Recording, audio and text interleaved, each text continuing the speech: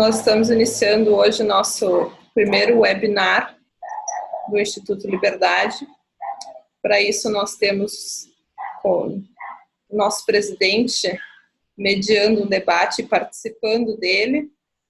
E nossos convidados de hoje são Alberto Oliva, que é professor titular do Departamento de Filosofia da UFRJ e coordenador do Centro de Epistemologia e História da Ciência, e João Luiz Mauad, que é administrador de empresas, formado pela FGV do Rio de Janeiro, ex-diretor do Instituto Liberal do Rio de Janeiro e atual colaborador do Instituto Millennium.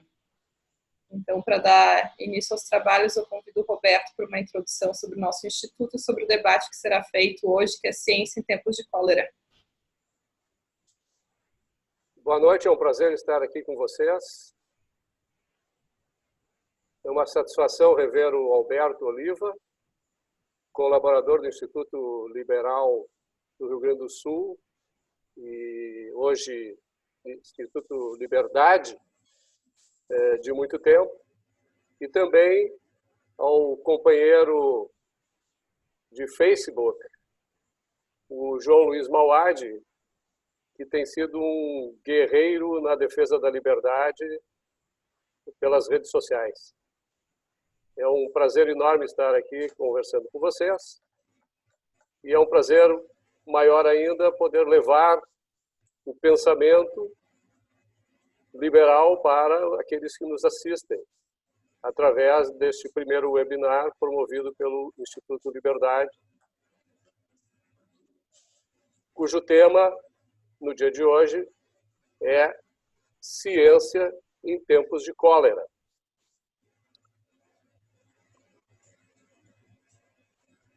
Para dar início ao nosso debate, eu vou fazer uma provocação para os meus convidados, os nossos convidados, dizendo o seguinte, que ciência, como a gente tem ouvido muito, em tempos de furiosa, obsessiva, sem precedente violação da liberdade individual, da propriedade privada, e última análise da vida de milhões e milhões de pessoas, em pleno século XXI, no qual vivemos como se estivéssemos na Idade das Trevas, trancafiados em nossas cavernas, em nossas cidadelas, inertes, impotentes, perante forças desconhecidas ou imaginadas terríveis. De repente, em nome da ciência, somos submetidos à coerção estatal com base, por exemplo, em modelos hipotéticos, tomados como se realidade fossem. Uma onda de medo, uma onda de pânico, uma onda de histeria coletiva, promovida por governos, cientistas, jornalistas e também palpiteiros, fazem com que nós, a população, não saibamos como nos comportar perante os desafios das nossas próprias vidas. Ciência. Que ciência é essa? Em vez de promover o conhecimento a partir do uso da razão, do método científico, saber uma coisa errada provavelmente está errada.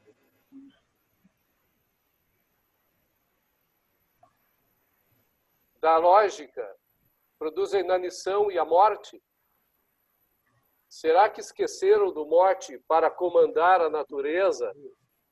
É preciso obedecê-la? Como ensinou Francis Bacon? Alberto, dá um mute aí no teu micro, por favor. Fazer o quê? Dá um mudo, põe um mudo aí. Tem alguém falando atrás de ti. Tá falando que tem gente falando. Sem problema. Vamos lá. Será que esqueceram, então, do mote para comandar a natureza? É preciso obedecê-la? Como ensinou Francis Bacon, que também dizia que saber é poder?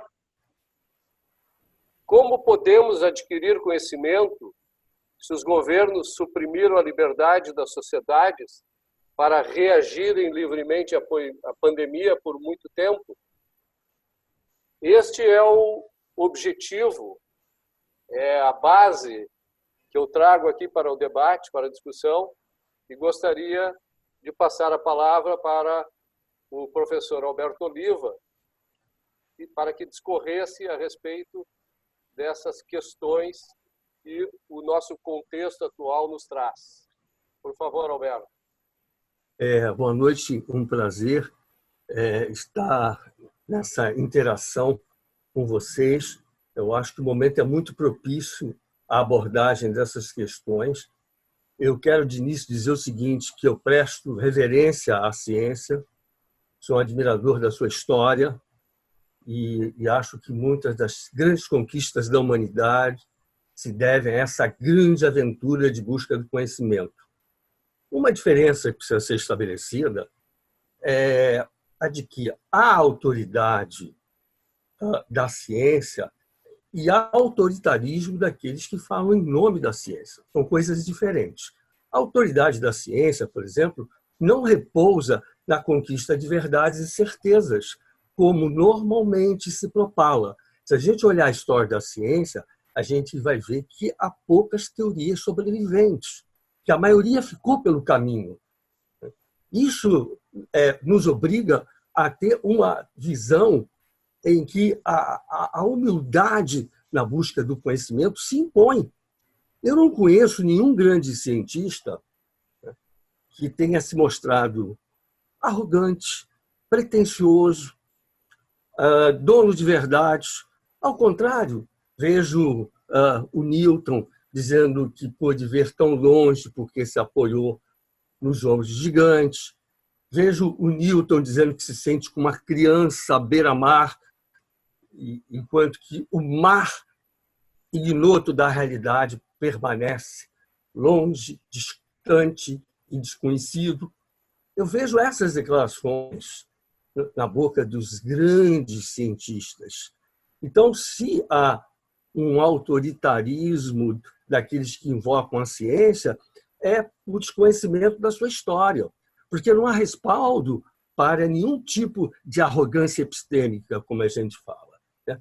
Qual é a característica que mais destaca a ciência e que dá a ela uma autoridade especial? Não é o fato dela ser um repositório de verdades e certezas, e sim o fato de ela submeter permanentemente à autocorreção. Se a gente vai olhar para os outros domínios do saber, eles tendem a se fechar em si mesmos e pouco se expor aos fatos, à realidade, à experiência. Por que as grandes teorias do passado, quase todas, malograram, fracassaram, desapareceram na poeira da estrada? Por quê?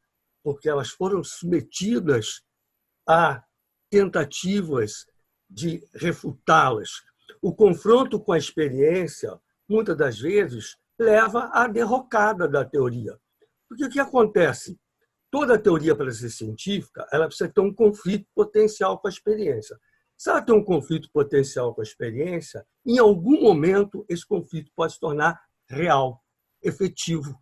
E isso acontecendo, ou a teoria será revisada, aperfeiçoada, modificada ou mesmo refutada. Então, é isso que a história nos mostra. Então, a autoridade não é uma autoridade de nós constamos a verdade, nós temos certezas. Não, ao contrário. Quer dizer, é de exposição ao risco de se deparar com alguma coisa que vai levar ao fim explicativo daquela teoria. Então, quer dizer, qualquer teoria, normalmente, ela faz generalizações. Vamos pegar um exemplo bem simples, bem didático. Durante muito tempo, a afirmação foi amplamente aceita de que os cisnes são brancos. A gente conhece um estudo muito simples, direto, objetivo, didático, que é o do Taleb. Então, as pessoas tinham aquela amostra, né, de cisnes brancos e geravam a afirmação, a generalização, aplicando a toda a população, dizendo que logo os cisnes são brancos. Isso é um típico raciocínio indutivo. Então, quando despontou, apareceu um cisne negro na Austrália, essa teoria, evidentemente, revelou-se insustentável. Esse é um exemplo banal, bobo, mas mostra que não se pode nunca invocar a ciência dizendo que ela simplesmente veicula verdades e certezas, porque todas as teorias elas são tecnicamente falíveis, porque são tentativas de explicação. Elas não têm resultados definitivos a apresentar. Mais um exemplo de idade. A teoria da relatividade pode ser definitiva, só que nós não temos como saber. Enquanto a pesquisa prosseguir, pode a qualquer momento aparecer alguma coisa contra ela e levá-la à refutação. Como há 3, 4 anos atrás, se pensou que talvez tivesse aparecido uma evidência contrária, um contra-exemplo à teoria da relatividade. Então, esse é o ponto-chave. Por isso que assusta a gente observar o autoritarismo dos que falam em nome da ciência, como se a ciência aviasse receituários, então, que dissesse assim, olha, nós temos a saída para os problemas. Bom, o que acontece? A ciência lida com problemas, essa também é uma característica fundamental. Tentativas de solução dos problemas são sempre feitas, mas atenção, tem uma etapa do processo que é crucial, que é o de eliminação de erros, e ninguém está falando disso neste momento. E se se faz a eliminação de erros, o que acontece é que os próprios problemas vão ser reformulados, reconfigurados, levando a uma nova teoria que, mais uma vez, será submetida à eliminação de erros. É assim que a ciência anda. Então, a minha pergunta é, o que há que justifique qualquer atitude de rigidez, né? Qualquer atitude que diga a ciência como marusca, como estão arrotando aí noite e dia. Então, eu também concordo com Einstein quando Einstein diz que a ciência é pueril. Ele tem razão, mas, ao mesmo tempo, ele diz é a coisa mais preciosa que nós temos. E eu concordo plenamente com ele, porque também se a gente, digamos assim, colocar em plano secundário uma busca de saber que se destaca pela autocorreção, nós vamos cair no dogmatismo da ideologia. Atenção a isso, que isso é fundamental. Então, a ideologia, a gente vê isso hoje no mundo atual, com as polarizações estéreis, a democracia ela recupera a tradição religiosa do credo quia absurdum. Acredito porque é absurdo. A ideologia não está atrás de nenhuma comprovação, de nenhum crivo. Ela não se mete à autocorreção. Então, tem que tomar muito cuidado, porque também tem que fazer uma crítica à ciência procedente, porque substituí-la por uma postura ideológica, a emenda sai pior que o soneto. Esse é que é o aspecto fundamental. Então, aqui, já abrindo para os comentários de vocês, eu acho que esse é um ponto essencial. Falem da ciência, mas não falem em nome dela para defender políticas autoritárias, para defender verdades e certezas que não estão ao alcance de nenhum domínio do saber e também não estão ao alcance da ciência. Porque mesmo aquilo que se comprova verdadeiro até hoje, quer dizer, que foi objeto de uma crescente confirmação, uma teoria que vai sendo crescentemente confirmada à luz das evidências, mesmo essa teoria, quando muito se pode dizer que ela deve ser provisoriamente aceita, que ela tem credenciais para, digamos assim, postular ser verdade, mas esse processo está em curso. Portanto, não se pode simplesmente dizer, como há muita evidência que confirma a teoria, logo ela é verdadeira. Não é, isso não tem base nem fundamentação.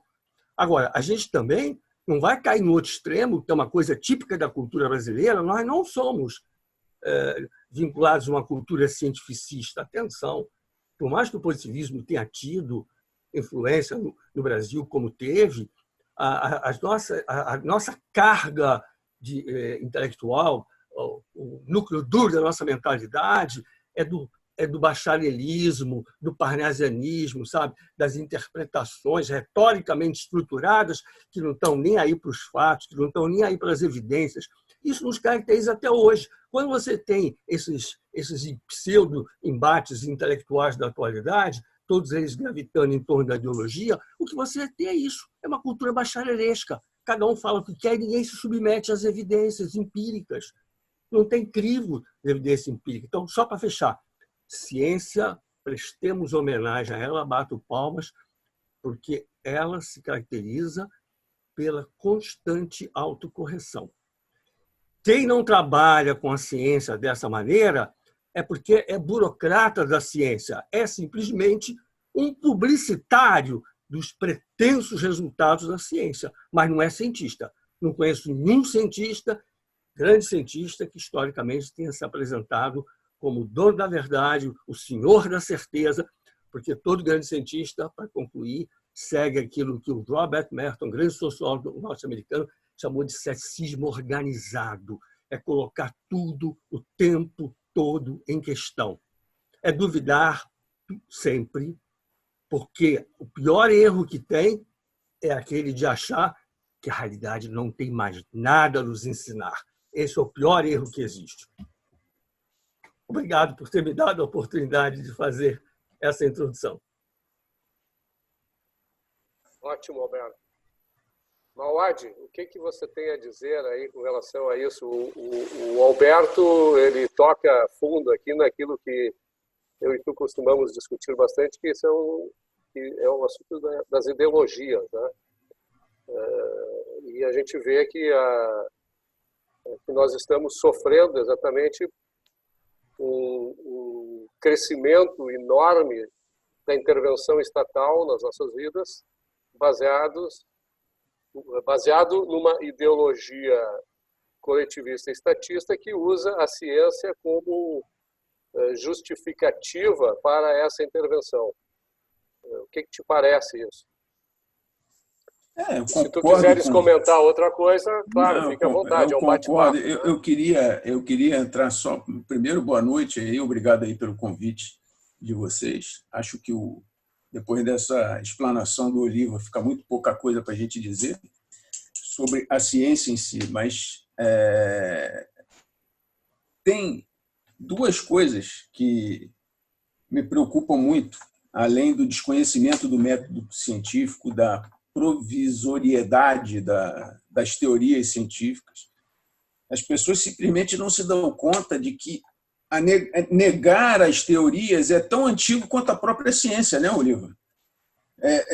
Faz parte do método você tentar colocar as teorias em discussão e tentar falseá-las, como diria o Popper, né?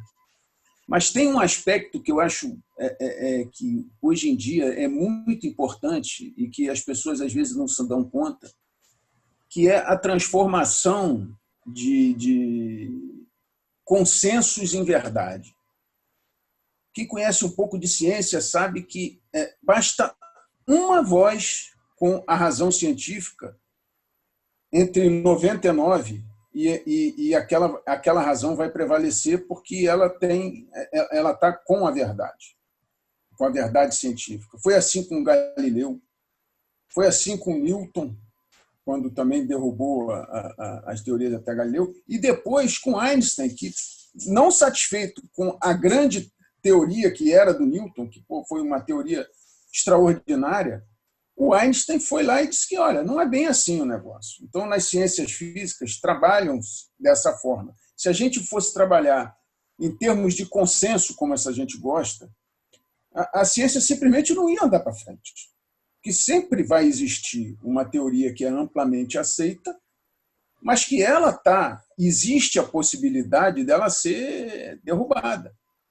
Então, você trabalhar para tentar estabelecer um contraditório naquela teoria não é você negar a ciência. Você tem hipóteses que são levantadas, lógico, a partir de observações, Mas elas têm que ser testadas por experimentos. E se esses experimentos não confirmarem a hipótese, ela vai ser derrubada. Não tem muito que a gente recusar isso. Mas o que a gente vê muito por aí atualmente é essa história do consenso. Começou esse negócio com o aquecimento global, com a modelagem do aquecimento global, e as pessoas simplesmente olham para vocês assim, não, mas existe um consenso entre cientistas. E essas pessoas tampouco se dão conta de que o cientista também é um ser humano. E ele é um ser humano que tem os vieses dele todos, os vieses, inclusive, de confirmação. Então, como a maioria dos seres humanos, o cientista também se sente melhor quando ele está do lado da maioria. Então, pelo que a gente lê dessas teorias de aquecimento global, de mudanças climáticas, dessas coisas, tem muito cientista por aí dando chancela para uma teoria que ele mesmo conhece muito pouco. Mas eu estou do lado da maioria. E assim vão se formando esses consensos e jogando fora, botando de lado toda a discussão que é saudável para a própria ciência. A ciência vive de debate, a ciência vive de negar ou de tentar falsear as teorias. Eu não vou falar nem aqui da questão dos incentivos financeiros, porque também existe. O cientista também tem esse viés e ele também se preocupa com os incentivos financeiros dele próprio. Então, eu não estou dizendo que todo cientista seja assim. É óbvio que existem cientistas que são imunes a isso e que procuram trabalhar da melhor forma possível. Mas a gente vê muito por aí cientista com viés e que trabalha na base do cherry picking, né? Ele vai atrás daquilo que vai confirmar as suas suspeitas. Eu sempre dou o exemplo que foi um exemplo que me chocou muito desse negócio do viés ideológico, por exemplo, trabalhado em cima de consensos, que é o exemplo do DDT, aquele inseticida que foi criado nos anos 70 e que parecia muito promissor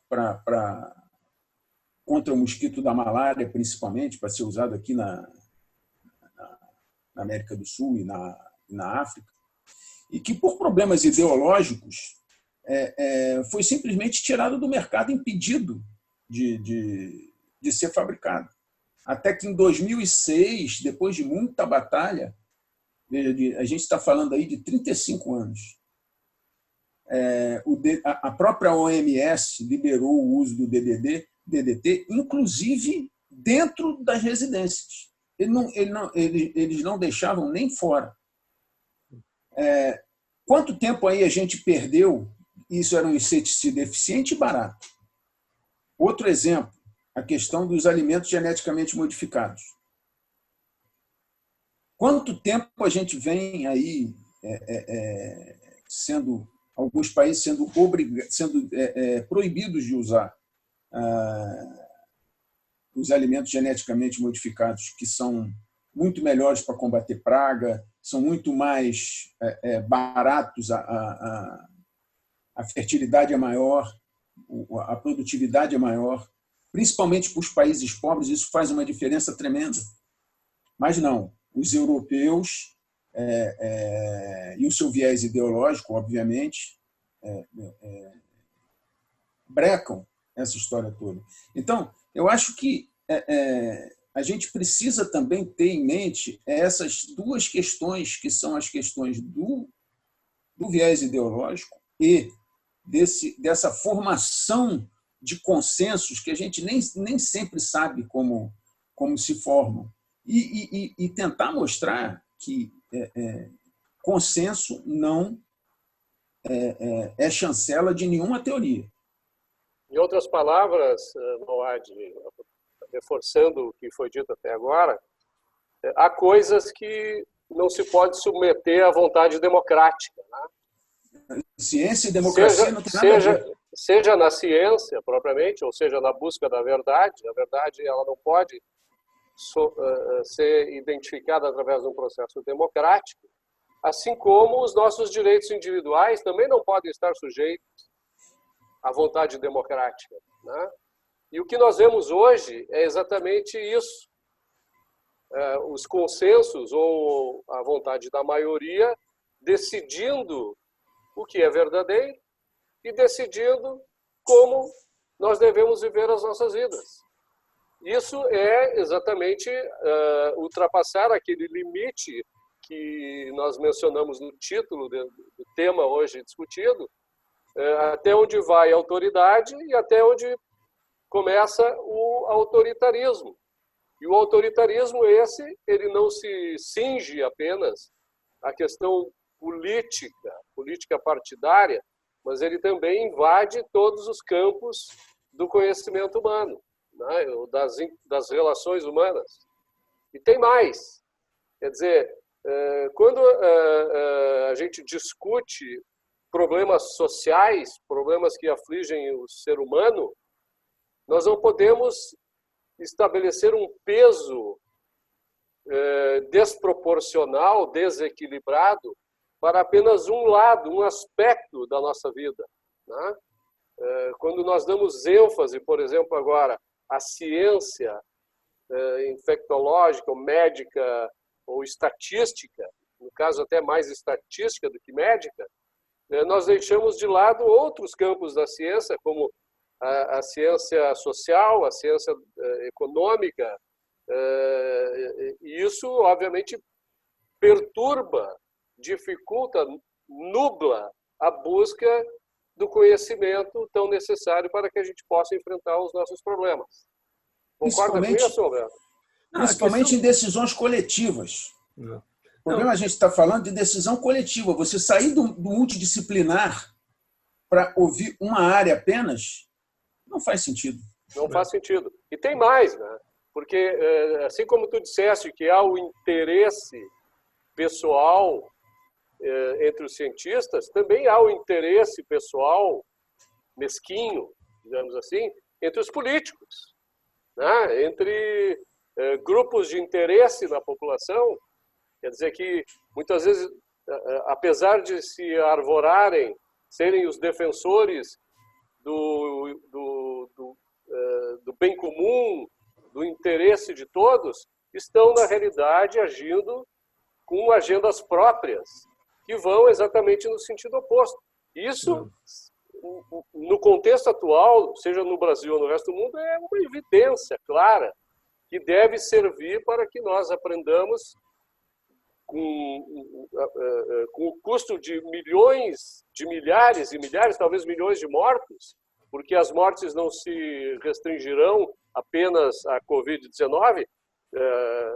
Nós que tivemos uma evolução nos últimos 30 anos enorme de queda do nível de pobreza, certamente readquiriremos um nível de pobreza que já tinha sido afastado ao longo do tempo. Tá? Então, esse, para mim, é o nosso grande problema. É isso que nós, como liberais, devemos atuar para fazer com que a sociedade entenda os caminhos que nós devemos seguir.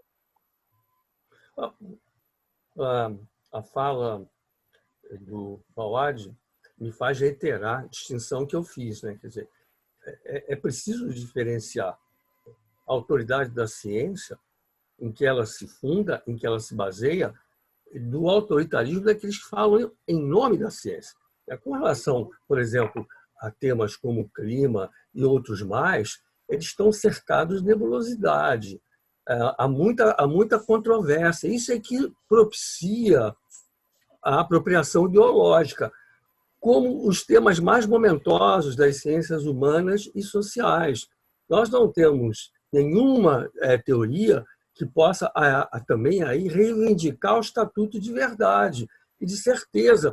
Portanto, para essas chamadas disciplinas sociais ou humanas, o que resta é o intercâmbio crítico, é a discussão permanente, colocando sobre a mesa todas as suas diferenças. Porque como é que você vai, por exemplo, pegar um tema como esse que nós estamos lidando atualmente, que envolve a vida, a morte, a sobrevivência das pessoas, não é um tratamento matemático, né? E, ao mesmo tempo, aquilo que já se sabe sobre o problema da pandemia que está em curso já é muito importante. Então, nós precisamos ter uma dosimetria aí para exatamente saber como é que esse conhecimento deve ser, primeiro, levado em consideração, depois problematizado, depois sopesado as suas consequências. Tudo isso é disso que estamos carecendo. Agora, a apropriação ideológica ela encontra um terreno fértil para prosperar, porque são temas que são extremamente enevoados. Aquela questão, né, se alguém pergunta a você o que devo fazer, como devo viver, que normas de conduta devo adotar, não há nenhuma ciência que ofereça uma resposta para esse tipo de questão. E, no entanto, são questões que nos mobilizam, são questões que nos acompanham o tempo todo. Da mesma forma, quer dizer, quando você pega uma questão, o clima, por exemplo, a climatologia, é um campo extremamente minado. Não há lugar para fla-flu. Okay? Não há lugar para você chegar e dizer não existe nenhum problema aí ou existem todos os problemas aí. O grande problema é que as pessoas acabam explorando ideologicamente isso e aí é em prejuízo do próprio avanço do conhecimento, porque quem vai fazer essa questão avançar é o cientista sério e não o cientista que se burocratizou, que vai para a mídia para defender determinada posição, para ele ter destaque social. Mas alguém fará esse conhecimento avançar. Agora, quando o Mauad fala o consenso se dá exatamente em que área, em que domínio? Quando você tem exatamente os controles sobre as instituições científicas, que elas podem até lá não ser muito avançadas em termos de resultados, mas elas falam em nome da ciência. Esse é que é o grande problema a que eu me referi antes. E aí você tem uma questão de autoridade, que é substituída pelo autoritarismo daqueles que falam em nome da ciência, porque eles estão controlando aquela instituição, aquele aparato. E isso aí, nós não estamos mais na ciência, então essa discussão nem cabe, seria mais uma questão de sociologia da ciência, né? Como é que essas coisas acontecem? Como é que as pessoas capturam as instituições? Seja uma instituição do Estado, seja uma instituição científica, seja uma instituição universitária, seja qual for a instituição empresarial, qualquer instituição ela é suscetível de ser capturada. Então, isso aí não tem mais nada de conhecimento, não tem mais nada de ciência. São aqueles que falam em nome dessa instituição. Acho que isso é uma questão que a gente tem que aprofundar no debate. Não é um problema de ciência mais. O Mauad falou toda essa discussão que hoje existe em torno da questão climática e tal. Bom, mas essa discussão já deixou de ser científica há muito tempo, porque o que se discute na mídia simplesmente é você é a favor ou contra, você está do lado da ciência ou não. Então, não chega ao grande público nenhuma questão que ele possa entender, problematizar, para pesar exatamente quais são as evidências a favor de uma teoria ou de outra. Eu nunca vi nessa discussão evidências que sejam robustas, evidências que levem a uma confirmação crescente da teoria. Nunca vi isso. Vocês já viram nessas discussões todas? Isso está simplesmente ausente. A questão acaba se resumindo nessa questão das mudanças climáticas, por exemplo. Acaba se resumindo se você diz que não concorda com determinadas soluções, porque aí você já sai um pouco do campo científico também. A pessoa diz que você é um negador. Eu não nego que existe um aquecimento global, isso é óbvio. Isso é medido pela temperatura dos últimos 100 anos. Aumentou, sei lá, 0,6 graus nos últimos 100 anos. Ninguém, em sã consciência, nega isso. Agora, em vista disso, quais são as soluções possíveis? É aí que entra a ideologia. Sim. É aí que entra essa questão do consenso. Porque essa é uma decisão política. Essa não é uma decisão apenas científica. Mauad, faço-lhe uma pergunta. Existe alguma coisa mais difícil do mundo que estabelecer um nexo causal? Existe alguma coisa mais difícil do mundo? Do ponto de vista teórico, do ponto de vista filosófico, do ponto de vista científico. De tal maneira que, por exemplo, um cientista da envergadura de Einstein colocava até a noção de causa de lado, dada a dificuldade que se tem para estabelecer um nexo causal. E, no entanto, você abre o jornal, como você bem sabe, ou vai assistir um telejornal, só se fala, se você prestar atenção, implicitamente, o tempo todo, há uma conexão causa-efeito sendo pressuposta. É o aquecimento global antropogênico, que eles chamam. Não, mas entendeu? Eles já chegaram à conclusão que o aquecimento é movido pelo homem. Uhum. Que há um aquecimento, ninguém discute. Agora, se ele é causado pelo homem, ou a forma de tratá-lo, ou se há eficiência dessa forma de tratá-lo, porque aí a gente entra na outra questão também. Eles criam umas teorias de tal forma, e aí eu vou puxar para o Popper de novo, que a teoria, do jeito que é formulada, ela simplesmente não pode ser falseada. Então você Mas aí não pode aspirar a ser científica. É simples assim. Exatamente, mas então você veja bem. É dogmática e arbitrária. Exatamente, mas então qualquer que seja o resultado, e eles já erraram, nos últimos 20, 30 anos, eles já erraram tremendamente nas previsões que fizeram sobre o aquecimento global. Eu acho que não acertaram nenhum, eu tenho até um texto mostrando isso. Mas aí a resposta é o seguinte, mas isso só aconteceu porque nós fizemos essa campanha e conseguimos reduzir o que estava previsto antes. É a mesma coisa, você diz assim, toda vez que faz muito calor, o jornal estampa a manchete. Aquecimento global provoca onda de calor. Agora, quando faz muito frio, um frio que não estava nas previsões, isso também é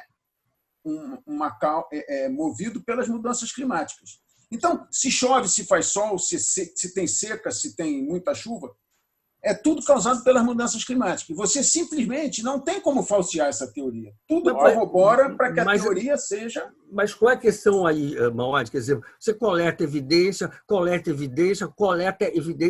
em grande número, só que a evidência positiva acumulada, ela nunca é conclusiva. Então, nós não podemos defender de forma dogmaticamente nada. Essa que deveria ser a postura, entendeu? Porque mesmo que você tenha uma teoria como essa, que você se referiu, né, do aquecimento global, mesmo que ela venha conseguindo uma confirmação gradual e crescente, isso não garante a sua verdade, porque bastará uma evidência solitária, contrária, para abalar a estrutura da teoria. Aí é que está. Mas a teoria é formulada de tal maneira que essa evidência nunca vai existir. Mas aí é um problema de desonestidade, pô, intelectual. Sempre vai haver aquela hipótese seguinte. Então, eles mudaram o nome de aquecimento global para mudança climática, por quê? Porque mesmo que haja um desaquecimento em determinada época, ou mesmo que o número de furacões reduza, isso também é proveniente. O aumento e a redução são provenientes das mudanças climáticas. Então, o que acontece aí é o seguinte, Mauad, exatamente de encontro ao que tu falaste, quer dizer, e ao que o Alberto também disse, está se substituindo a relação causal pela correlação. Então, não importa se aquece ou se esfria, importa que aquece e esfria por causa da ação humana. Exatamente. Aí você entra naquela questão. Isso torna o aquecimento global ou as mudanças climáticas um problema político e não um problema da natureza. Mas um problema político com viés altamente ideológico. Por quê?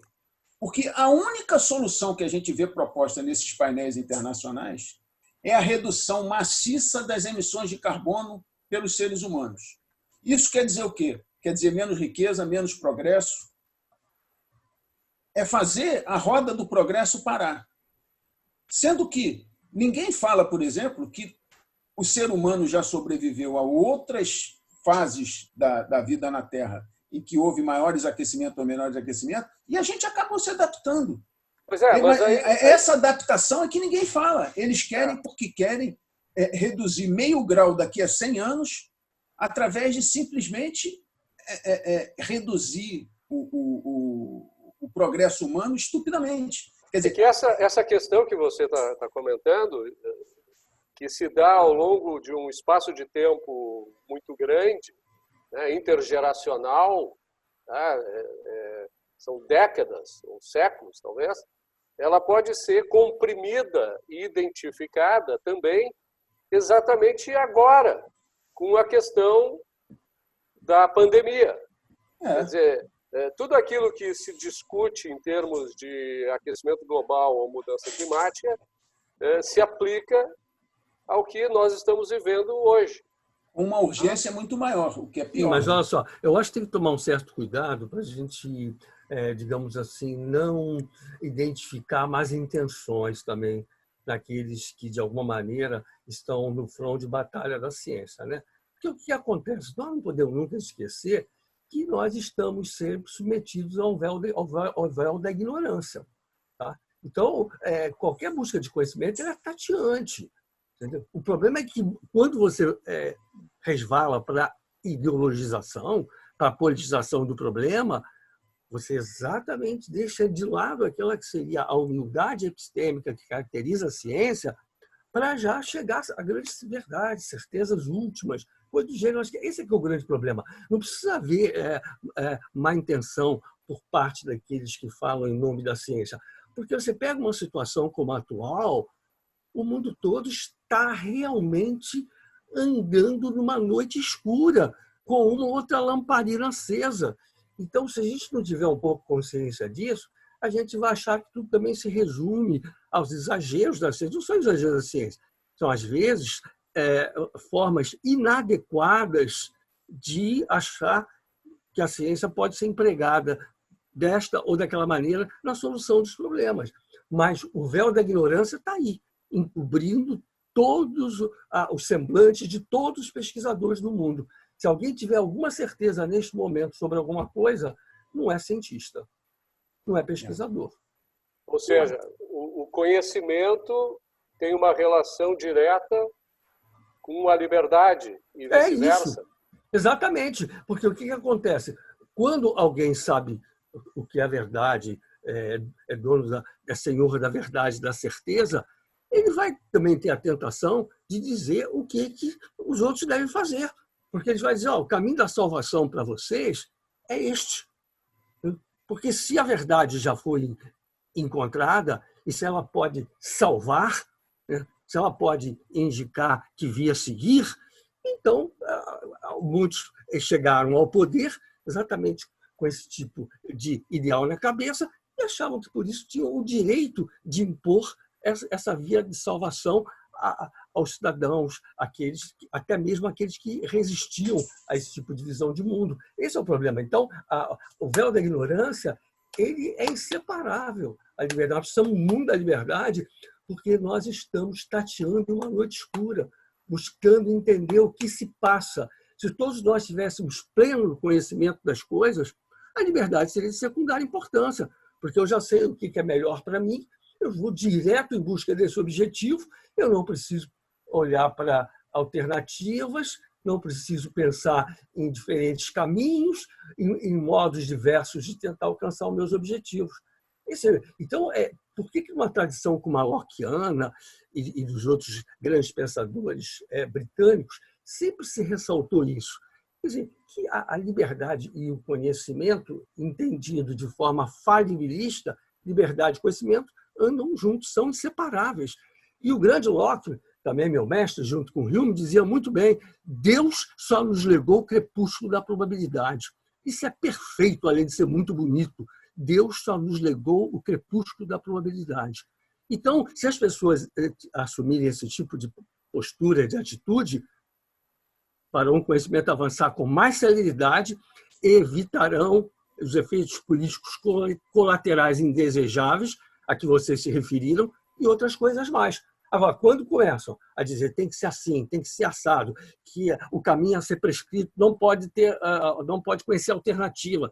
Então, aí, eu digo, você não está falando em nome da ciência ou do conhecimento. Se estivesse falando em nome do conhecimento, você diria, nós ainda pouco sabemos e, portanto, temos que ser muito cautelosos em dar coordenadas e, sobretudo, em impor direções. Eu acho que esse é o problema essencial.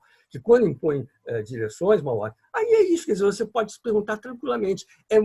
Não há saber correspondente. Por isso que a história da modernidade para cá, o que evidencia? É muito poder concentrado para pouco saber amealhado. Esse é o grande problema, isso a gente vê nos dias de hoje. É muito poder concentrado e pouco por outro saber lado, amealhado. Oliva, a A gente sabe que o Hayek, por exemplo, dizia muito que falava da descentralização do conhecimento, né? Que ninguém é onisciente. Isso. E que, interpretando de uma forma assim muito simples, que não se justifica uma tia porque o tirano não tem onisciência, né? Como quem diz, se o tirano tivesse onisciência, se justificaria. Mas, no meu modo de entender, isso também é uma tese que deve ser jogada no lixo, né? Porque, independente da onisciência dos demais, tá? O dono da minha vida sou eu. Quer dizer, sabendo ou não sabendo o futuro, sabendo ou não sabendo quais as consequências dos meus atos, a vida é minha. Então, não importa o nível de conhecimento, o consenso, o que a vontade democrática decide, aquilo que eu quero para a minha vida é aquilo que eu vou perseguir.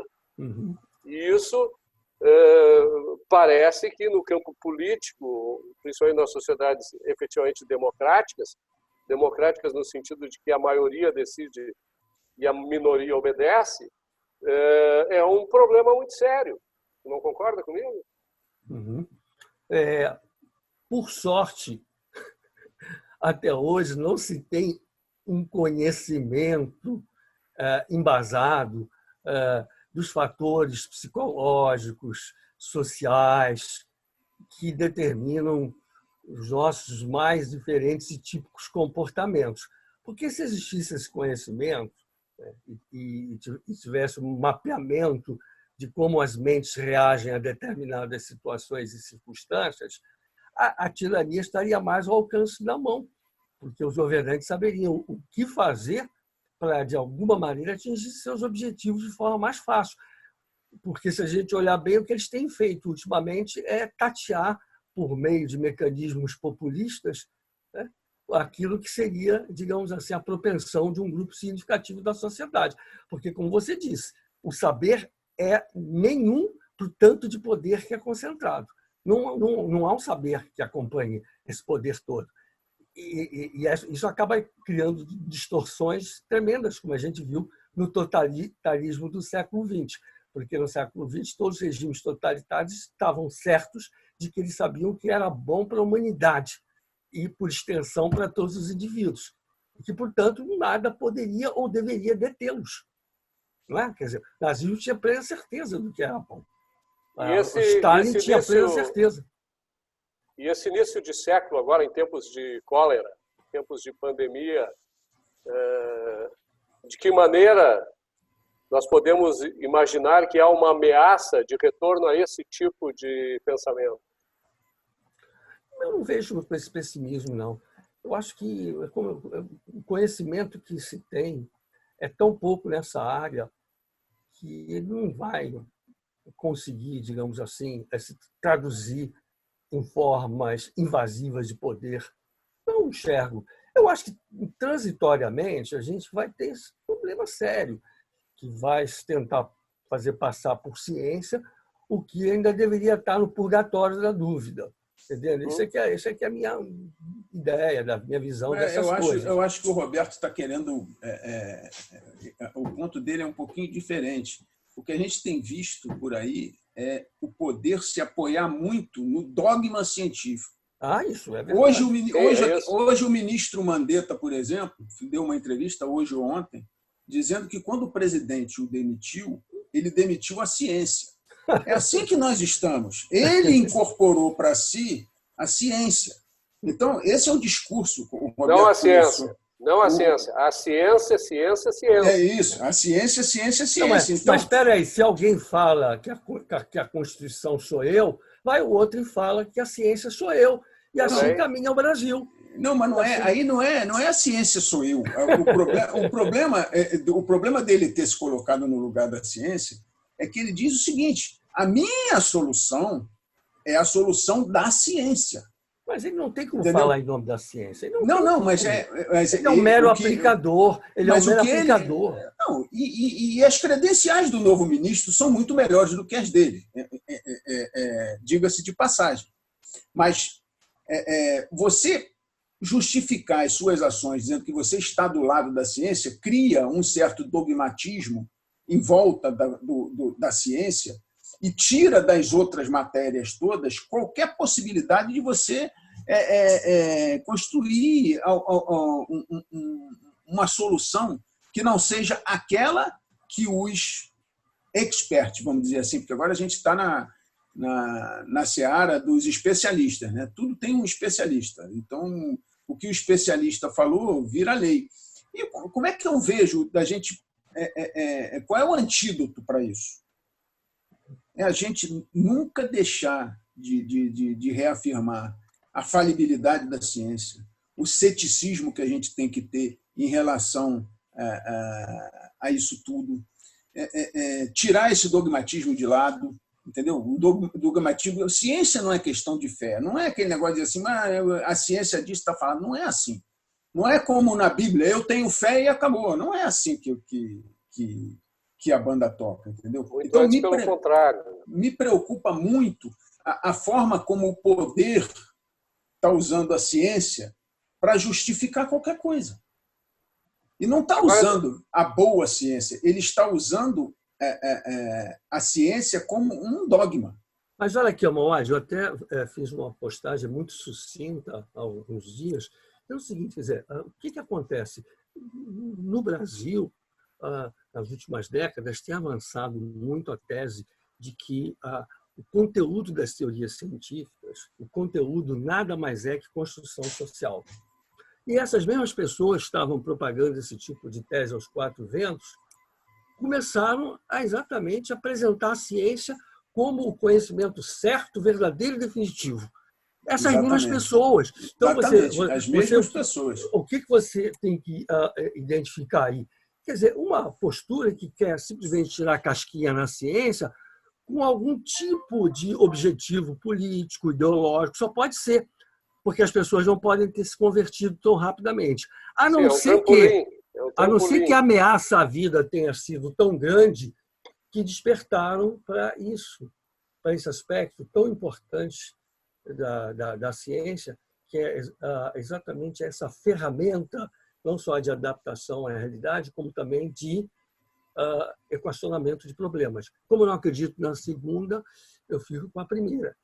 É por puro oportunismo que isso aconteceu, porque o Brasil está infestado hoje de visões pós-modernistas, de visões socioconstrutivistas, que dizem que a ciência é isso, mera construção social. Bom, se é mera construção social, por que esse banzé todo agora?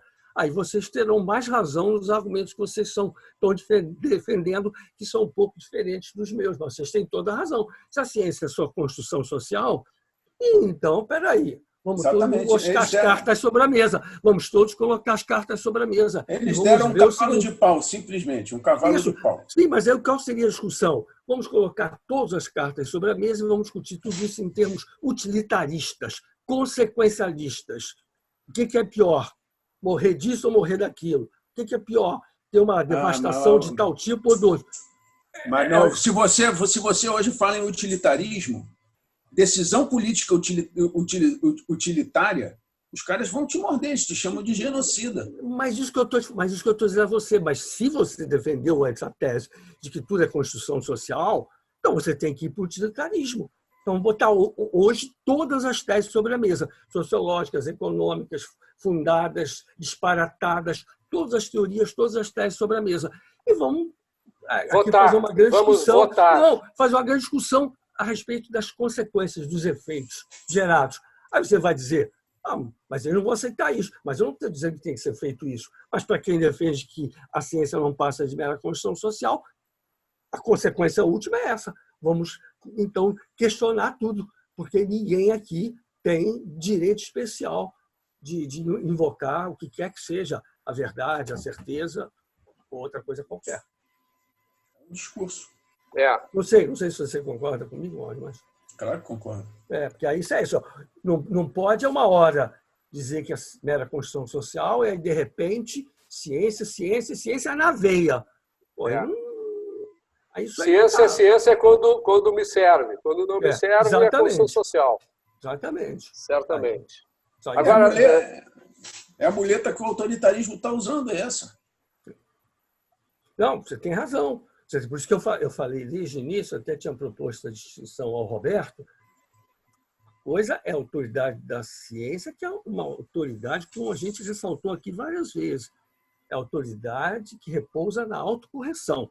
Então, leva à humildade, leva a assumir uma postura falibilista. E outra coisa é o autoritarismo dos que falam em nome da ciência.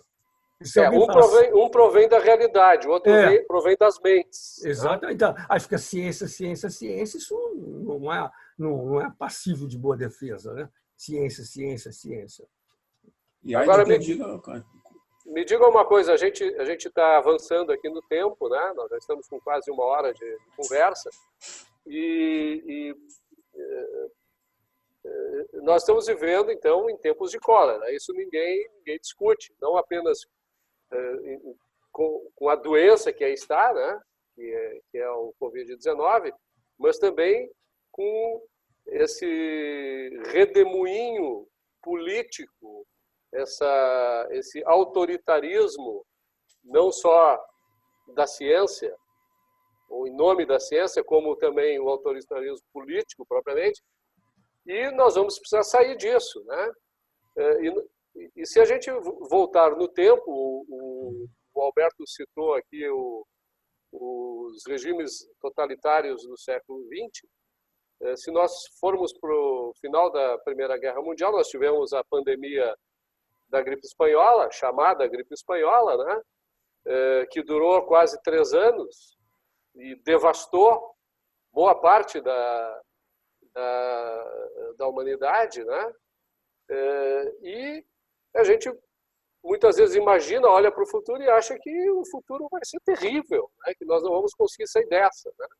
Quando a gente vê que exatamente a partir do final dos anos, do início dos anos 20, a economia mundial e o progresso se desenvolveu de uma maneira nunca vista, né? Com os anos 20, a Belle Époque, o desenvolvimento dos Estados Unidos com Calvin Coolidge, com a liberalização dos mercados, enfim, redução da intervenção governamental. Aquilo, será que foi um aprendizado com relação à Primeira Guerra Mundial, às intervenções estatais com relação à pandemia de então?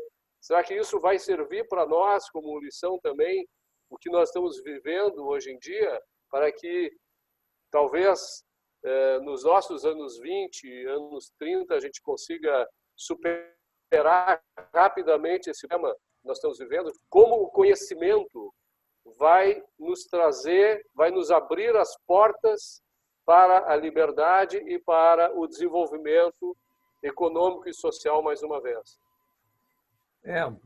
Depois da Segunda Guerra Mundial, parece que o pessoal estava cansado, né? Da Primeira Guerra Mundial. E da Primeira e da Segunda. A primeira Guerra Mundial foi uma guerra de trincheira, né? Foi uma guerra terrível, mas depois emendou com a Segunda e a partir dos anos 50 nós vivemos um período extraordinário na história da humanidade, né? Parece que as pessoas tinham se cansado, né? De tanta violência, de tanta truculência, né? E foi um período realmente bonito. Líderes que despontaram no mundo no pós-guerra, Konrad Adenauer, Alcide De Gasperi na Itália, nos Estados Unidos também. E se a gente comparar com o que acontece hoje no mundo, é de chorar. Então, quer dizer, pode ser que depois da pandemia aconteça esse milagre. Né? Tu acha que é um milagre, então? Não, eu estou brincando, mas, poxa, de qualquer maneira, o pós-guerra, a partir dos anos 50... Quer dizer, isso não é resultado do conhecimento, do saber, né, da realidade, é resultado de um pensamento místico, né, um milagre. Eu não chegaria a dizer místico, mas porque aí, nesse caso não se trata de uma previsão, né, porque não está escorado em fatos. Nós temos apenas, digamos assim, que tomar como referência o que aconteceu depois da Segunda Guerra Mundial, mas isso é evidência muito magra para a gente fazer uma previsão que nos leve a pensar que depois da pandemia o mundo poderá ser um pouco melhor do que é hoje, né? Então, por isso que nesse sentido não chega a ser milagre, não chega a ser uma profecia de caráter religioso, mas ao mesmo tempo digamos assim, é um wishful thinking, thinking. Isso. Eu não sou tão otimista não. Vou dar aqui uma do pessimista da hora. Apesar da gente chamar a pandemia de uma guerra, muita gente está chamando isso. A gente tem diferenças básicas para a guerra. Depois da Primeira Guerra e depois que acabou a gripe, havia espaço para você reconstruir muita coisa. Aí, na Segunda Guerra, a mesma coisa. Bens de capital, prédios, tudo isso teve que ser reconstruído. Dessa vez, a gente não tem nada disso. A gente não tem destruição em massa de bens materiais como a gente teve nas guerras. Pelo contrário, a gente está entrando numa recessão, que isso para mim não é mais uma recessão, é uma depressão brutal, estão falando em 5%, meu chute não é menos do que 10%. É uma recessão brutal que vem por aí, e baseado em quê? Baseado num desligamento operado de cima para baixo pelo governo. A gente não teve perda que há de ser reconstruído mais tarde, mas a gente vai isso é favorável, porque significa que nós temos capacidade produtiva ociosa. Mas o impulso... Nós não tínhamos capacidade produtiva ociosa nem depois da Primeira Guerra, nem depois da Segunda. Mas o impulso que essa reconstrução deu depois das guerras, o impulso para você contratar gente, para você investir, para você fazer tudo isso, você não vai ter dessa vez. Eu vi um desses assessores do governo falando o seguinte, o principal setor nosso é o setor de serviço. Representa, sei lá, 60%, 70% do PIB. Sendo que isso você não tem como recompor. Você deixou de ir ao cabeleireiro durante a pandemia, você não vai 2, 3 vezes porque você deixou de ir nesse período. Você vai uma vez só. Entendeu? Então, aquilo que você deixou de vender automóveis, você não vai fabricar o triplo porque você deixou de fabricar. No caso do comércio, até você pode pensar em algo parecido, recomposição de estoque, essa coisa. Mas no setor de serviço, você não vai consumir mais serviço porque você deixou de consumir durante o tempo que você teve trancado em casa. Então, eu não sou tão otimista quanto essa recuperação em V.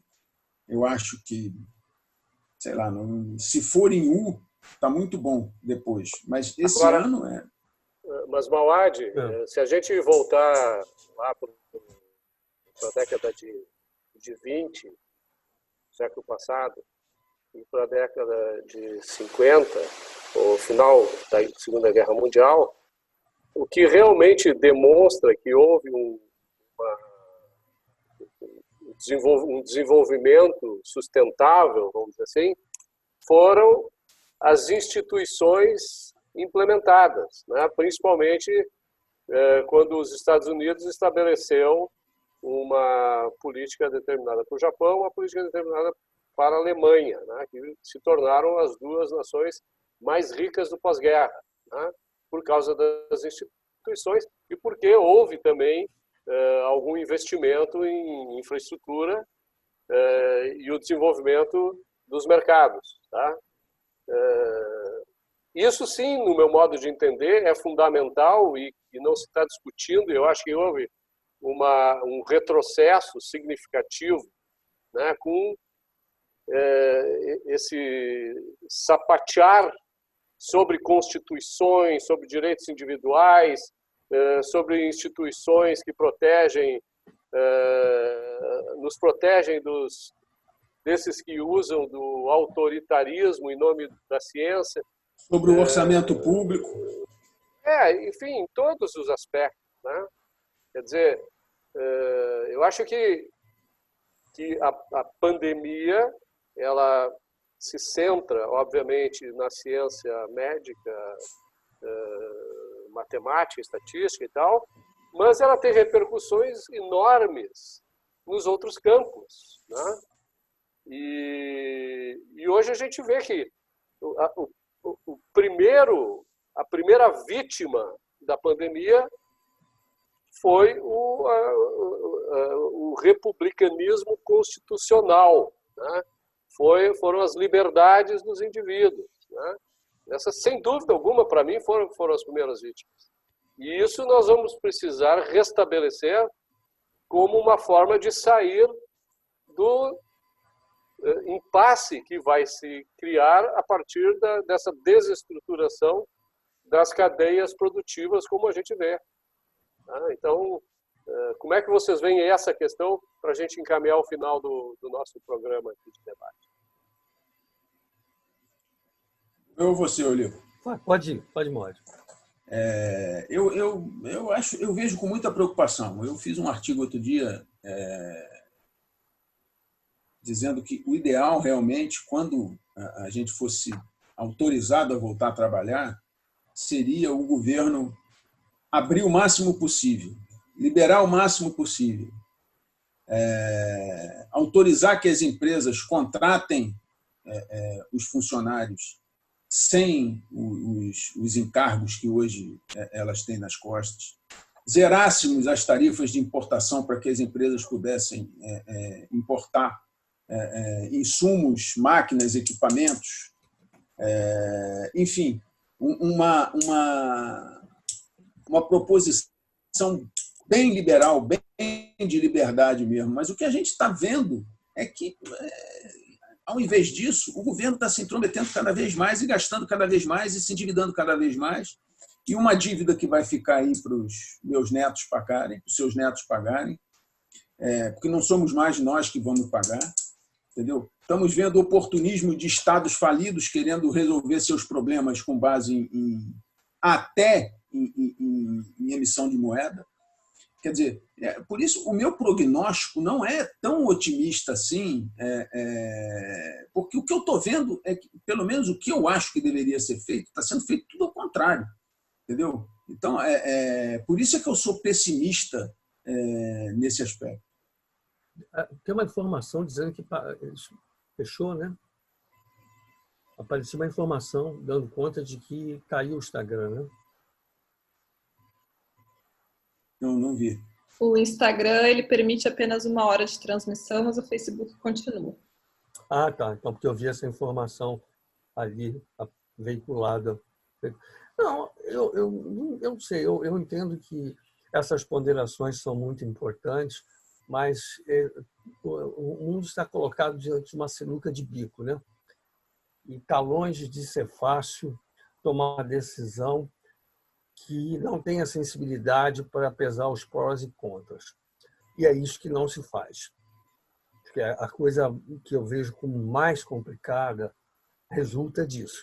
Quer dizer, é como se as coisas fossem apresentadas prontas e acabadas sem que se problematizasse, né, os desdobramentos, o transcurso do processo, quais os custos de irmos nesta direção ou em outra. Porque a gente está vendo uma coisa que hoje infelizmente, se faz onipresente, né? O mundo todo, a não ser que eles tomaram algumas medidas que se mostraram bem-sucedidas, o mundo todo está realmente vivendo numa tensão, sabe, de abalar os nervos. Essa que é a grande verdade. Hoje estava vendo noticiário estrangeiro, há uma TV estrangeira, uma preocupação enorme exatamente com o que vai acontecer, se vai haver uma reinfestação. Então, é claro que os políticos se aproveitam, sem a menor dúvida. Claro que tem muita gente querendo gastar rodo, tem muita gente querendo exatamente estourar o orçamento público. Todos nós sabemos disso. Mas o quadro é extremamente preocupante. Não há a menor dúvida. De jeito que tem uma solução fácil, nisso eu não acredito. Agora, quando junta a fome com a vontade de comer, as pessoas estão tirando proveito de uma situação para ter dividendos políticos, para, por exemplo, como acontece hoje, se vê de forma clara no Brasil, muitos políticos já pensando em como tomar de assalto o motim, né, do déficit público. Isso aí a gente já sabe qual é a matriz disso, né, qual é o objetivo disso, não há a menor dúvida. Mas aí não se pode dizer que isso é consequência apenas do combate que está tentando travar contra a pandemia. Aí são os oportunistas de plantão, que existem em todos os campos da atividade humana, mas que eu acho a situação hoje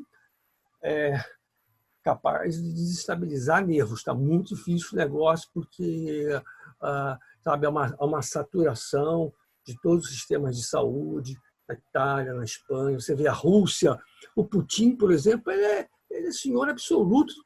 Como a gente conversou uma hora de dia desse, ele não tem que prestar atenção, prestar continência a ninguém, ele faz o que ele quer ali. Portanto, fechou aquilo tudo. Quer dizer, então você vê, a gente tem que se perguntar, isso é do interesse de todos os governantes? Não seria interessante alguém tentar uma via alternativa até para se preservar, até para ficar numa situação mais confortável em termos de proteção da própria economia? Essa é a questão que eu formulo também. Porque não falta concentração de poder. O Putin é um exemplo perfeito disso. Se ele quiser, dizer, vai todo mundo trabalhar, acabou. Não tem ninguém que se contraponha. Ninguém. Nem imprensa, nem parlamento, ninguém. Mas por que será? Quer dizer, então tem aquilo que a gente chama de lógica de dilema destrutivo. Nós estamos diante de um dilema destrutivo. Cada opção que for feita tem custos altíssimos. E aí, quer dizer, ou você vai para, digamos assim, para uma abordagem parcialmente utilitarista, parcialmente, porque ninguém vai aceitar o utilitarismo por completo, ou senão você vai ter que se posicionar ao lado de uma ou de outra visão. Não tem jeito. Mas que é um dilema destrutivo, entendeu? Não sei se eu cutuquei o Mauad com isso. Eu nunca neguei que exista um trade-off nessa história toda e que a decisão é difícil. O que eu sempre me bati foi para as decisões prontas e acabadas, sem olhar que existe um caminho do meio. Brasil, por exemplo, você tem Rio, São Paulo, Manaus, Fortaleza, talvez, muito sobrecarregados. Mas você tem uma boa parte do país que não está sofrendo com nada disso, que não está com o hospital cheio. Você, quando coloca um desligamento total no país inteiro, que é um país tão grande, tão heterogêneo, os questionamentos que, eventualmente, a nossa audiência aqui encaminhou para ti. Ok. Eu caí. Vamos às perguntas do público. Só um minuto.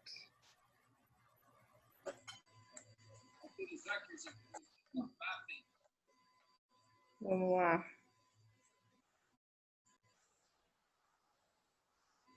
Aqui, iniciando por um questionamento do Hélio Beltrão.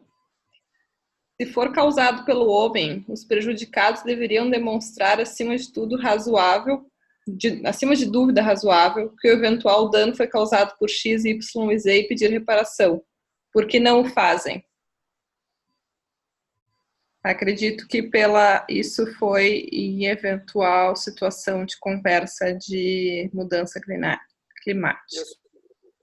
Isso o Hélio está trazendo para o debate a questão do direito de propriedade, né? Onde aqueles que eventualmente são prejudicados pela ação de terceiros com relação à poluição ou qualquer tipo de influência climática que prejudique alguém, uma externalidade negativa, digamos assim, aqueles que se sentem ofendidos ou que têm o seu direito de propriedade violado, deveriam, então, apresentar provas e evidências de que isso é um fato. É isso que o Hélio está trazendo. Mas é muito complicado isso, não, Roberto? Porque qualquer empresa comercial, qualquer pequena ou média empresa, ela pode provar isso, que ela foi prejudicada e muito prejudicada. Só que, ela vai brigar contra quem? Ela vai brigar contra o Estado, vai ser julgada pelo próprio Estado, e já há decisões judiciais aí dando dando chancela a tudo isso que está sendo feito. Não, mas o Hélio está se referindo à questão do aquecimento global, né? E essas ações, e também a escolha de um trade-off que favoreça um determinado grupo em detrimento de outro. Me parece que é essa a questão. A questão do aquecimento global, realmente eu não consegui captar, não consegui, Oliva. Não, aqui é o que vocês falaram, né? Tentaram, porque aí, talvez o Hélio possa dar continuidade, ou reformular, aprofundar, né? Ele foi muito sucinto. O Hélio precisa falar mais. O Hélio fala muito. Já. Vamos para a próxima, aí depois a gente responde para o Hélio. Então, isso. Numa conversa, num cafezinho, depois que a pandemia se passar, né? Deixa ele entrar em cena aí. Tá bom. Temos uma pergunta do Vitor da Silveira. Na opinião de vocês, como as cidades pequenas que servem como satélite de capitais e não têm grande renda própria conseguirão sair dessa pandemia sem aumentar os impostos ainda mais, sendo que eles já são muito altos? Vai lá, Maud, sua praia. Isso daí é o problema que está em foco desde o princípio, né? Não vai ter como. Não vai ter como. Um dia você vai ter que pagar essa dívida que está sendo feita agora, não só pelas pequenas cidades, como pelas grandes cidades. O governo simplesmente fechou, a queda de arrecadação vai ser enorme, eles vão se endividar, principalmente o governo federal, e isso vai ter que ser pago algum dia, de alguma forma. Então, não vai ter jeito de você, lá na frente, deixar de cobrar imposto. Eu não acredito que, a médio prazo, o país consiga reduzir despesas o suficiente para poder pagar isso sem ter que aumentar imposto. É triste um liberal falar isso, mas eu não estou nem falando mais aqui de liberalismo ou não liberalismo. Isso aí é uma questão de matemática, uma questão de caixa. Vai tirar de quem? Vai tirar exatamente. Exatamente. Alguém vai ter que pagar essa conta algum dia, porque o governo também não vai poder ficar empurrando essa dívida eternamente. Há uma estimativa aí que de 80% a gente vai pular para quase 100% do PIB de dívida. E isso daí não é nada bom. Isso tira incentivos do empresariado, do investidor estrangeiro, disso tudo. Quer dizer, as cidades pobres vão sofrer ainda mais, né? E já estão sofrendo, mas aí elas estão sofrendo por conta do autoritarismo aí de alguns governadores, como o do Rio, que estão simplesmente proibindo esse pessoal de vir trabalhar no Rio de Janeiro, né? Fechando estrada, tirando linhas de ônibus, essa coisa toda. Mas alguma hora vai ter que ser pago. Quer dizer, como é que vai ser pago? Eu não vejo muita solução a não ser isso. Espero que eu esteja errado, espero realmente que eu esteja errado, mas eu acho que não. Na realidade, o governo certamente vai ter que devolver essa conta para a sociedade, porque o governo não gera riqueza nenhuma, né? Ou, provavelmente, isso eu acho que é bem claro, através do imposto inflacionário, né? O governo vai emitir moeda e quem vai pagar essa conta, principalmente, são os mais pobres, né? Isso mesmo. Através da perda do poder aquisitivo. Exatamente. Mas enquanto a gente mantiver essa política retrógrada que está aí, quer dizer, o Paulo Guedes fala em reduzir salário do funcionalismo público, o pessoal pula 10 metros de altura. Não pode. Vamos falar então em não aumentar. Beleza, mas não aumentar não vai resolver o problema. Entendeu? Só que os políticos não aceitam. Eles acham que a árvore de dinheiro do governo é infinita e ponto final. Quer dizer, eles não mexam com o meu funcionário público. Como as despesas são majoritariamente para pagamento de folha de salário e benefícios que você não pode mexer, você não vai mexer na aposentadoria, no Bolsa Família, nessas coisas. Então, você não tem muito para mexer. O que o governo tem para mexer é um percentual do orçamento muito pequeno. E fazer privatizações, abrir os mercados e tal, num Mas, momento desse, é uma coisa difícil, né? Quando você tem grandes empresas multinacionais praticamente saindo do mercado. Né? Exatamente. Vai vender uma Petrobras agora valendo quanto? Não vale, agora não vale a pena. Valia a pena 6 meses atrás. Estava lá no alto, estava saneada, estava tudo isso, mas fica aquele empurra com a barriga, empurra com a barriga. Agora realmente não dá. Se você for vender a Petrobras, o valor dela não compensa vender. O governo mesmo já suspendeu, diz que esse ano não vai ter privatização. Talvez tenha concessão de estrada, aeroportos, essas coisas. Mas... Gabi, vamos para a última pergunta, por favor, Gabi, para a gente poder encerrar dentro do horário o nosso debate.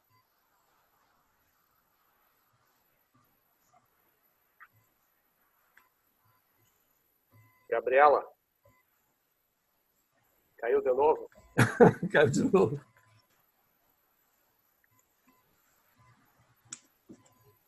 Será?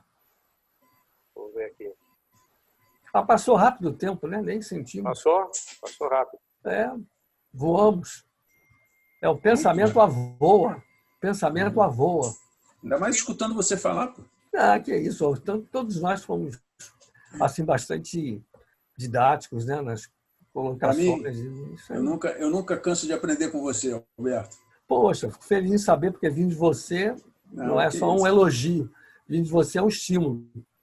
Entendeu? Nem o tempo faz com que a gente não precise de estímulo. É isso. Poxa, aqui.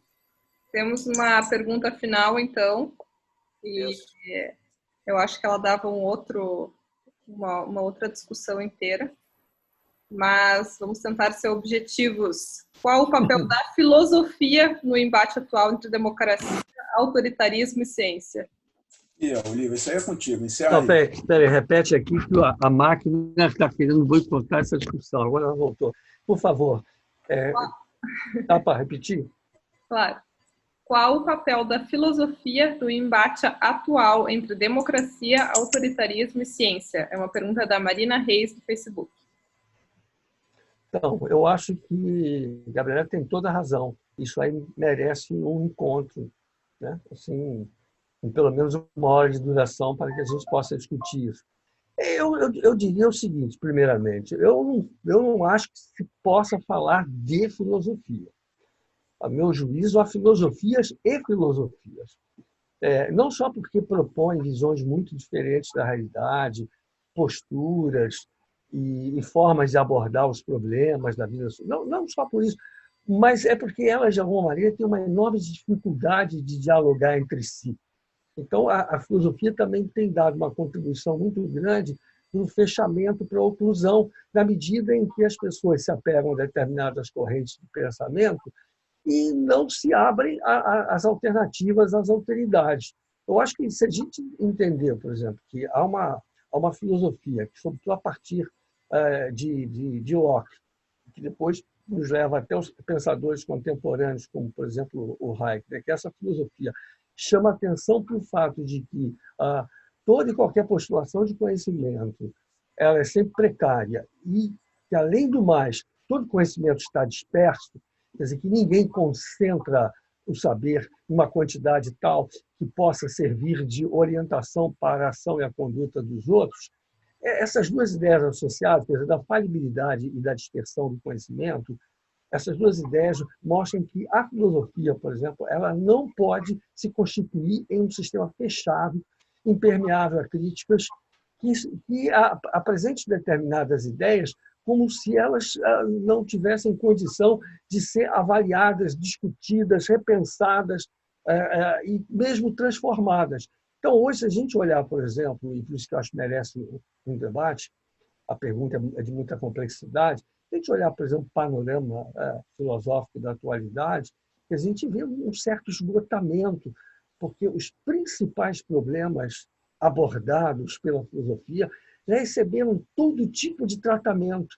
E por isso há uma certa exaustão, porque se caiu numa polarização, na formação de tribos intelectuais, e se acabou chegando na era da pós-verdade. Isso é impressionante, a era da pós-verdade, assim, não há mais fatos, não há mais crivos, não há mais controles. cada um escolhe a teoria que quiser e vive com ela e tenta ser feliz dormindo com ela, abraçado a ela, sem olhar para mais nada no mundo.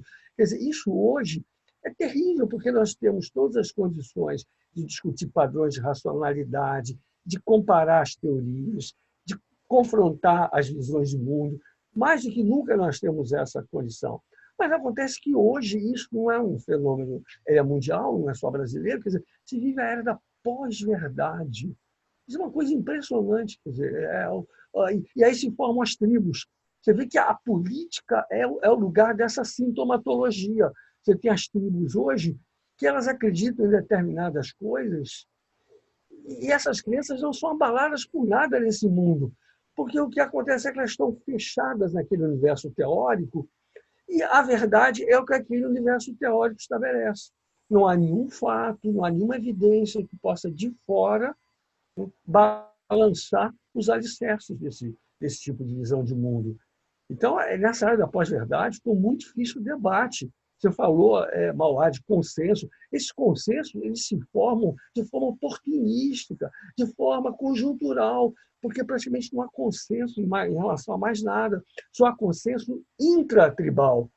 Os grupinhos se formam, eles estabelecem que determinadas coisas são as certas, verdadeiras, reproduzem isso ad nauseam, e qualquer crítica externa é rechaçada. Então, eu acho que isso aqui mereceria um debate interessante para a gente fazer uma próxima oportunidade, que é exatamente isso, quer dizer, como discutir ideias na área da pós-verdade. Isso aqui eu colocaria, inclusive, como título. Tinha sugerido aquele para você também sobre a autoridade da ciência, autoritarismo que fala em nome da ciência. Eu acho que isso seria interessante. Como discutir ideias na era da pós-verdade. Entendeu? Você mesmo que está sempre postando coisas importantes no Facebook. Eu vejo as críticas que são dirigidas a você, Mauad, mesmo ao Roberto, em determinados momentos, não tenham, mais das vezes, a menor procedência. O cara simplesmente olhou o que você escreveu e ele sobrepôs uma outra coisa que não tem nada a ver com o que você disse.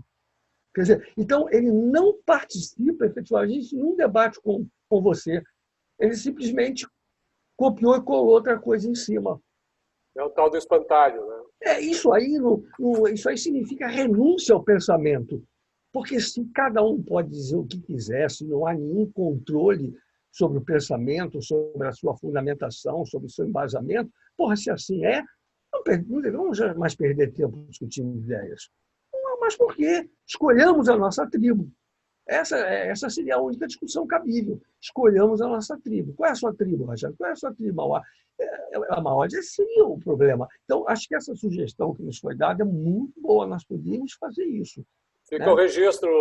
Como debater ideias na era da pós-verdade.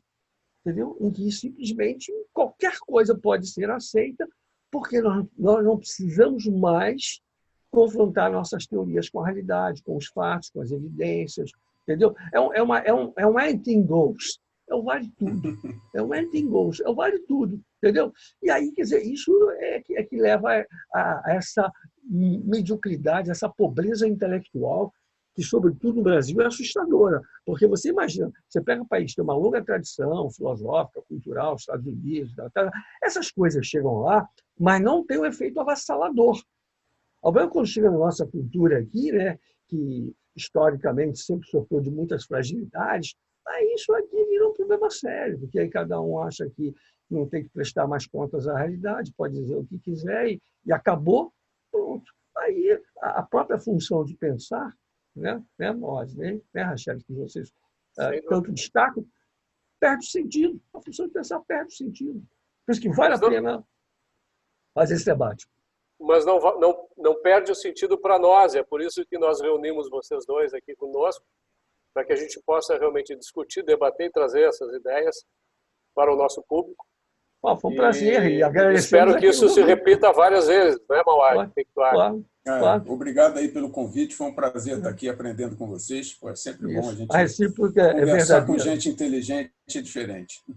A recíproca é verdadeira. Agradeço pela discussão com vocês e temos que agradecer também àqueles que nos seguiram até agora e que nos prestigiaram, porque nós vivemos daqueles que nos escutam, porque esses nos fazem acreditar que pensar ainda é possível. É isso aí. Muito obrigado para vocês e muito obrigado a todos que nos assistiram. Obrigado. Um abraço. Obrigado, Gabi. Tchau, tchau. Bom, um abraço. Até. Tchau.